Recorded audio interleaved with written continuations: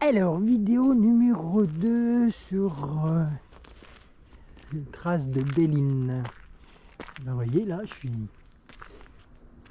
il y a des petits parcours à pied.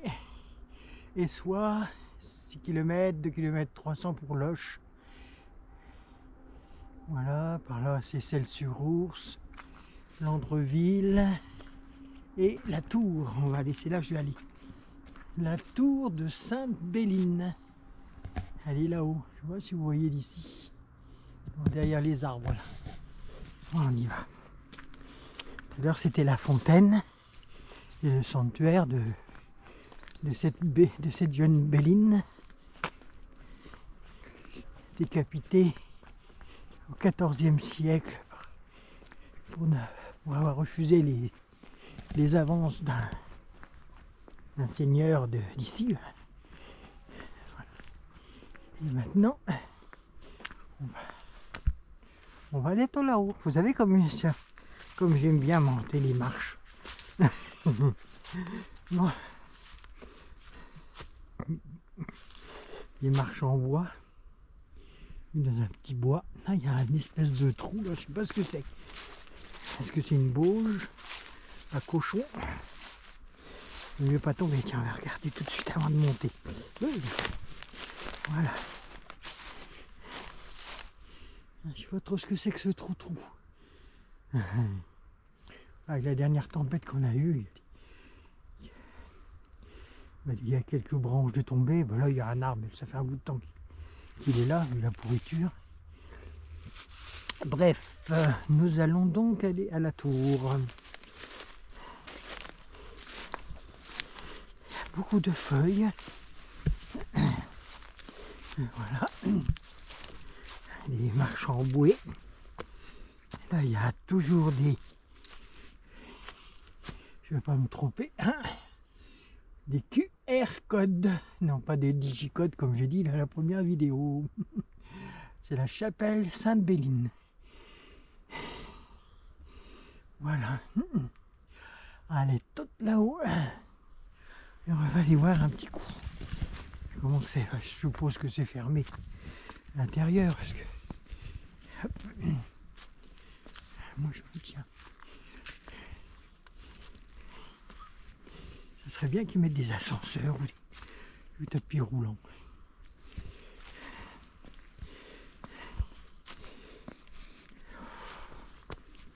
Alors, et ça grimpe quand même. Hein. Je vais un peu montrer les environs. Voilà.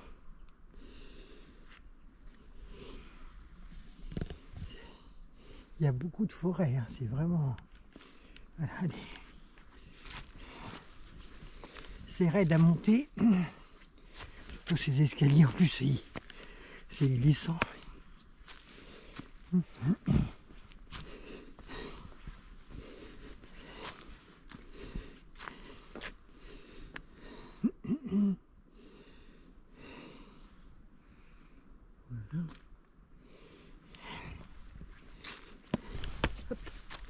Là, j'allais me retrouver par terre. Quand je vous ai dit que ça glissait. Il y a eu un petit quick. C'est-à-dire qu'il n'y a pas une seule marche qui est pareille. Celle-là, elle est plus haute. Celle-là, elle est plus basse. Et elle est un peu... Donc c'est un peu embêtant pour marcher. Mais bon, ça se fait.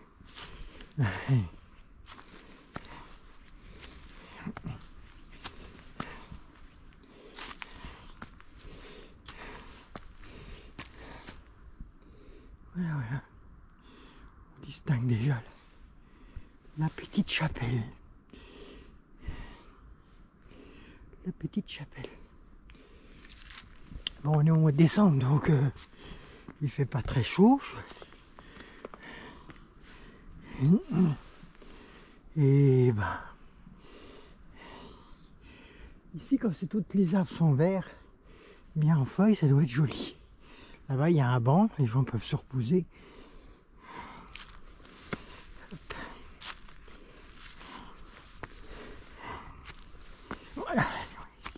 Les 2 dernières marches, ils étaient hautes. Hein.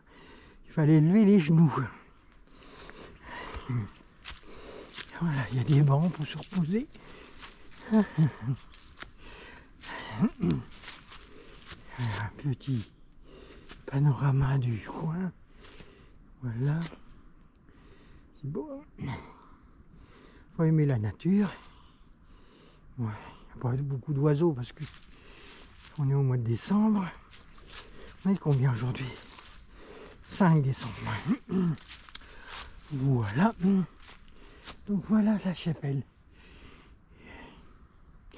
Il y a un magnifique petit clocher, tout en bois, là-haut.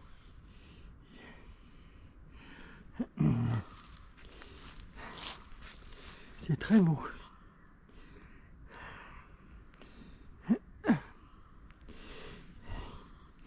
La description, j'aime bien. C'était en mémoire du chanoine Shakta,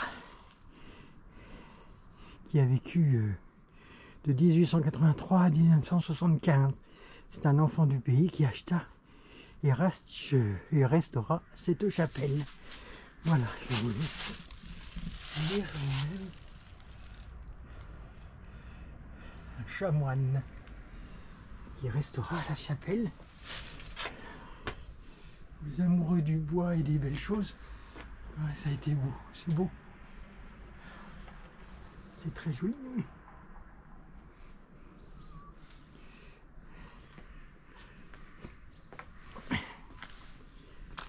Tac.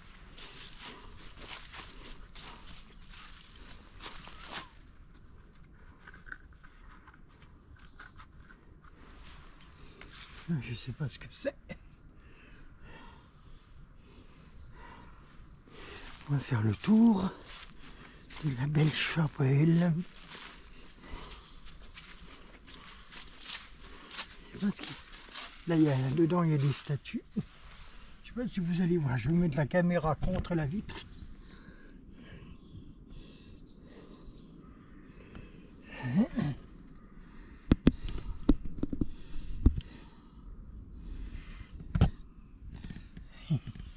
Heureusement que j'ai une perche, donc ça va être...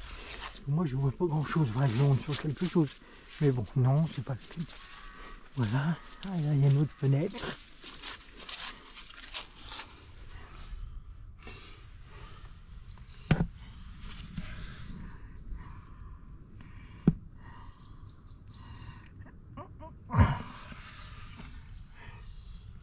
Voilà.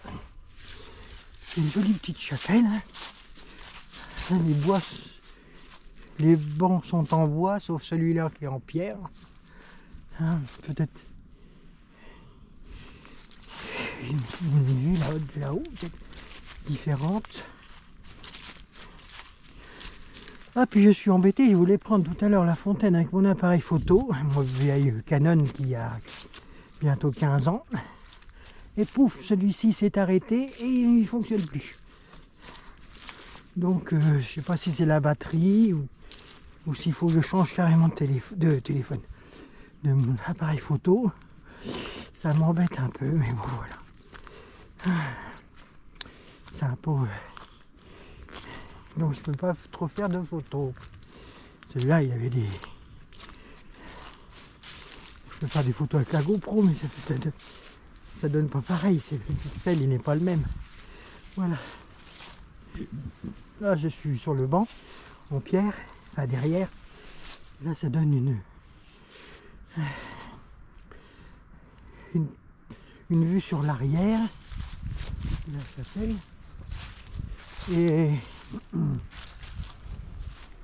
Et aussi sur la magnifique clocher en bois. En bas, là, on voit, il y a comme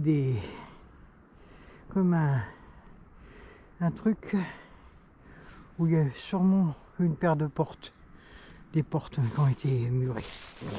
Là, vous allez peut-être rigoler, moi pas. J'ai envie de descendre par là, sauf que ça glisse peut-être. Attention les gens, je vais m'accrocher à l'arbre. C'est pas... Ça va être une photo comique bientôt. Je vais voir les 4 pattes en l'air. Hop. 4 fers en l'air. Voilà. Vous aimeriez peut-être. En fait, il y a des orties en plus. Alors, c'est pas la joie. Hein. Bon. Hop là, et ben j'ai pas glissé.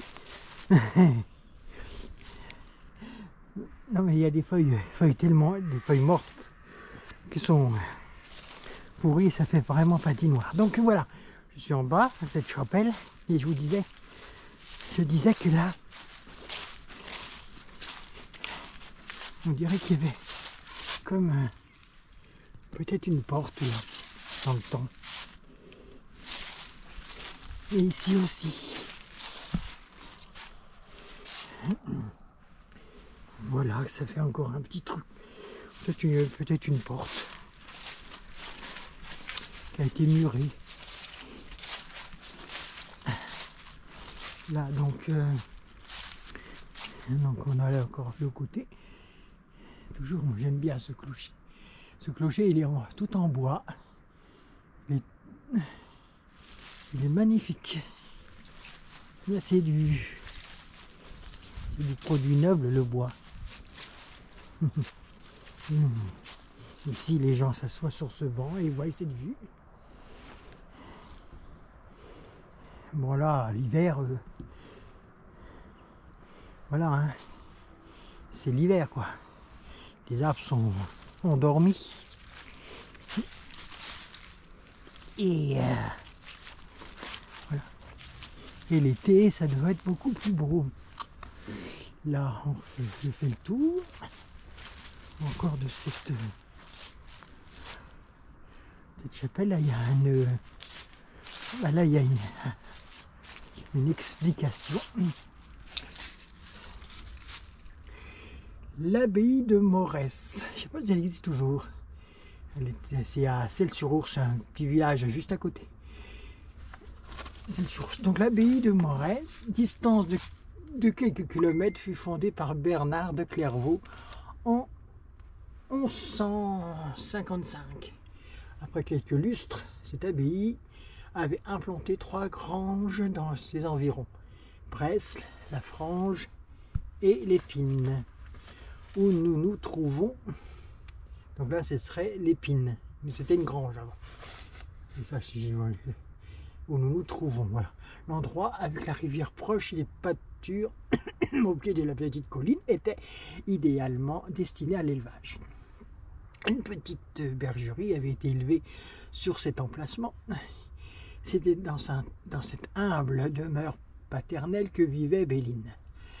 D'accord, c'était ici, donc c'était la demeure paternelle de la petite Béline. D'accord. C'était une jeune bergère respectueuse de ses parents, réservée, animée de sentiments et de piété très élevés. Malgré ses 16 ans à peine, elle soignait les malades, veillait les morts, réconfortait chacun et était une bénédiction pour son pays. On dit même qu'il lui arrivait de transporter dans son tablier l'eau pour les maçons ou le feu pour faire renaître les astres teints. Enfin, dans son tablier, le feu, l'eau, ouais, c'est pareil. Bon. Déjà, on l'admirait. Déjà on l'aimait, mieux, on la vénérait à tel point que le culte de ses qualités à travers les siècles pourrait être encore présente avec force aujourd'hui. Le 8 septembre de 750 ou de 1153, voire 1380, l'accord ne règne pas entre les historiens. Ouais, on ne sait pas trop les dates en fait. C'est soit en 750, soit en 1153 ou en 1300. Ça fait des dates éloignées et c'est pas très rapproché. Donc oui, les historiens ne sont pas d'accord sur les dates. Jean de Pradines, sieur de Dracy et seigneur de Andreville, qui se promenait pour s'épanouir du passe-temps des bestes. Alors là, je ne sais pas ce que c'est. Vous savez ce que c'est, le passe-temps des bestes? Faut que je cherche ça dans. Faut que je cherche ça. Il aperçut Béline près de la fontaine où elle faisait boire son maigre troupeau. L'horrible personnage espérait assouvir avec elle son ambition, besoin de luxure. Oui, c'était un pervers, quoi, en fait. Hein, oui. Ayant refusé de souscrire au coupable désir de ce seigneur, du seigneur donc, ce dernier, de colère, lui trancha la tête. Le crime connu des Landrevillois. Estois tant. Ah ouais, ça c'est écrit en Estois tant. Espadu des malheurs nouvelles que de grosses larmes leur choix des yeux à grand abondance. Donc les villageois, ils vont brûler le château et chassant l'odieux l'odieux seigneur de son fief. Dès qu'ils ont connu ils aimaient tellement Béline, les villageois, les Landrevillois, quand ils ont su que ce vilain personnage, qu'on dirait maintenant pervers, voilà, elle avait 16 ans, donc oui, elle avait fait ce crime, eh ben, ils ont carrément, eux, brûlé le château et ils ont chassé le Gugus II, voilà.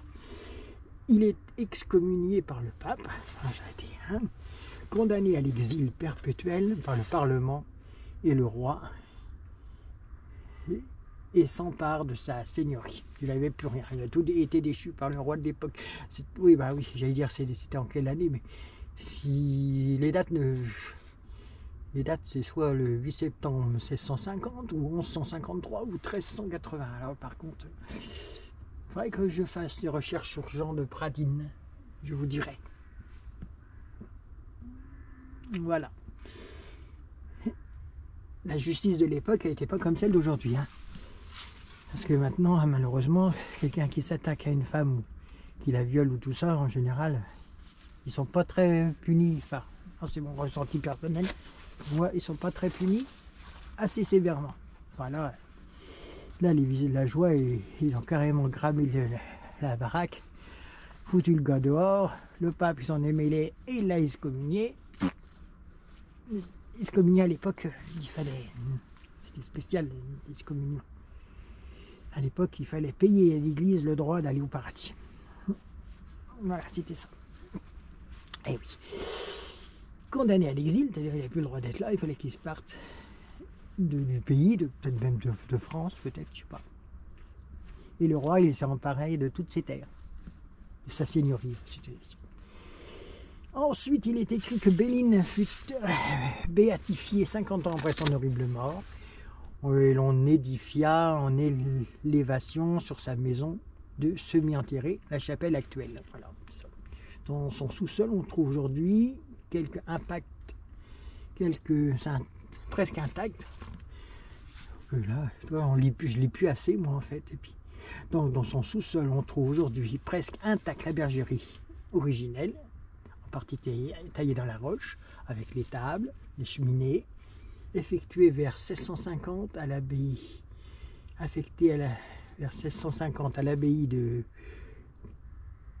Potiers, la chapelle, n'offrant pas de revenus suffisants et négligée par les moines qui l'abandonnèrent peu à peu.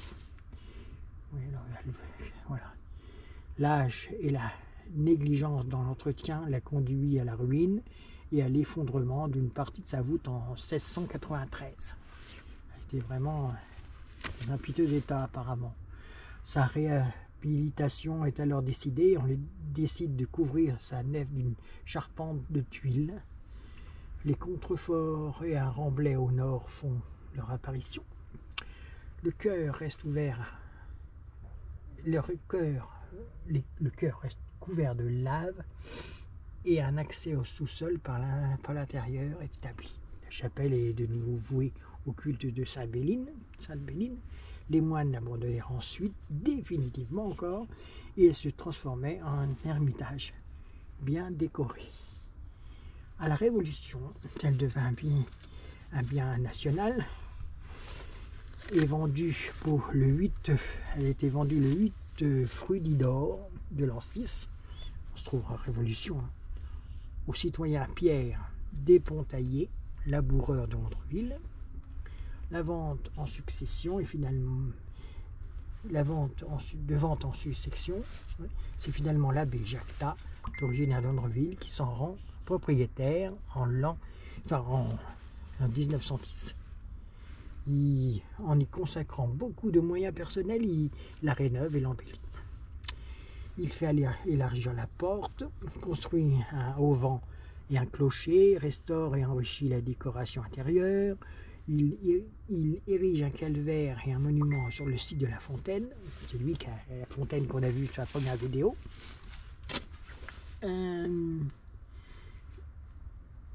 Du martyr, voilà.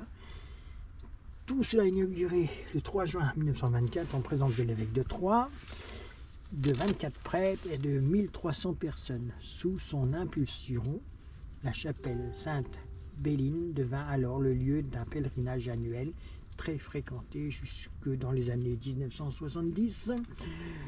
En 2003, Madame Gros, descendante de la famille Jacta, fait don de la chapelle et des terrains attenant à la commune de Londreville qui depuis veille sur l'entretien de l'édifice et de son site.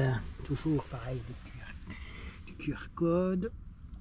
Et je peux vous dire que cette petite chapelle est magnifique. Dommage que, je ne sais pas si on peut la visiter de l'intérieur. S'il y a des horaires, ou je sais pas, enfin, je me renseigne. Parce que l'intérieur, apparemment, il y aurait les restes de la chapelle, de la bergerie. En tout cas, c'est très beau. Ça a été bien restauré. Voilà. Bon, ben, sur ce, nous allons mettre un terme à cette petite vidéo, deuxième vidéo, sur la vie, la chapelle et la fontaine de cette petite Béline.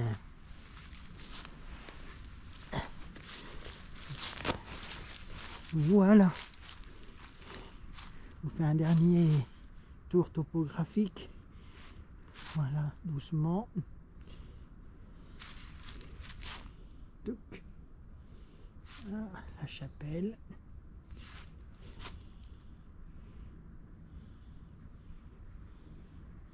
J'espère que ça va vous plaire.